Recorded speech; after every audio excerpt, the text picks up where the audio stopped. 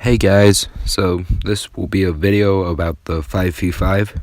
So for this one we'll be covering the jungle, like jungle camps, the buffs that you can receive, the rotations that you can do, how much access the laners have to them, all kinds of stuff. So let's start with the camp that is going to be the most easily stolen, the one that's going to be stolen the most, and the one that you should probably start with to avoid enemies stealing it from you. It's the CP buff Treant. That's right across the river from Blackclaw. But it's also in proximity to everything else. It is the closest thing to the enemy base where your camp will be stolen. But also another thing is, in the mid lane wise, it is the closest thing that your laner could have. So you could give him the double camp and the buff camp, though I don't know why he would want the double camp considering that he already has enough gold in the lane. But the buff camp, if he's playing Crystal in the middle lane, that is a huge thing for him. Next thing is Healing Treant. Now you have two Healing Treants on your side of the map, kind of how 3v3 works. Next on the rotation, I believe, should be the double camp, which is the closest to your base. It's the one of the safer ones. And it's just right there. It's basically another gold buff, but it's nothing really special as opposed to, it's a bit of extra gold. It's basically a smaller gold toad or a gold treant as of now. And then afterwards, after the gold toad and the double camps of getting a little extra gold, is the weapon power buff camp. This buff is extremely good because not only does it buff your weapon power, it also, when you attack with your normal attacks, it will give a slow to the enemy. Now the last camp that you're probably going to be hitting in your rotation is the Healing Treants. Now these Healing Treants are interesting because they're right next to the top and bottom lane. So here's the question. Are you going to take them for yourself because you just went through 3 camps without any regen?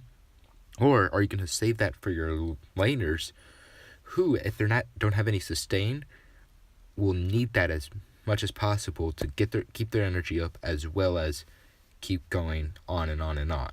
And then once you finish a whole rotation, you're not going to have much time to really help out in the lanes. It's going to basically be finish rotation, go immediately back up to the CP camp, assuming that's where you started, and immediately take that again.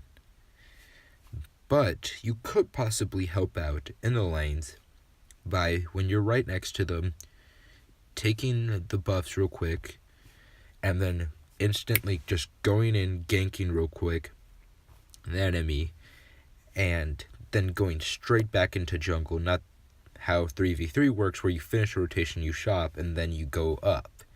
It's going to be, oh, I'm next to a lane, I just took my buff, now I can help. The next thing you need to worry about at 7 minutes, 30 seconds after a bunch of rotations is Blackclaw. The dragon that's normal attacks don't do much. His breath weapon does a good amount of damage and will charge down the mid lane, destroying all that he come across like a kraken.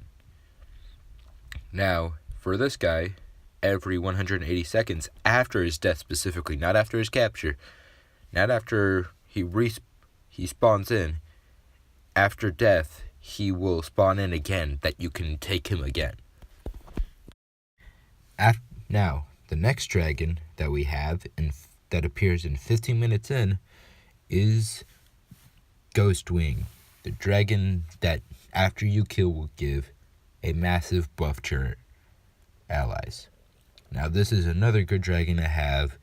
After this dragon, it's basically fighting an enemy team with an ace buff. It's gonna be very difficult for them, but a very good and beneficial buff to you. The thing is, this dragon basically is a lot longer than your basic Blackclaw. This guy will spawn 240 seconds after you kill him.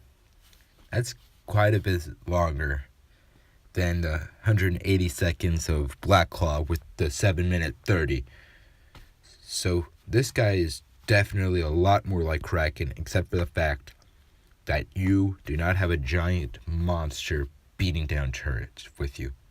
Right, that was the last camp of the whole entire jungle that you're going to have to deal with on the most regular basis, assuming that you're not stealing the enemy jungle. Now, I hope all of you use this to the best of your ability, and I will see you on Sovereign's Rise, and hopefully also on the Halcyon Fold.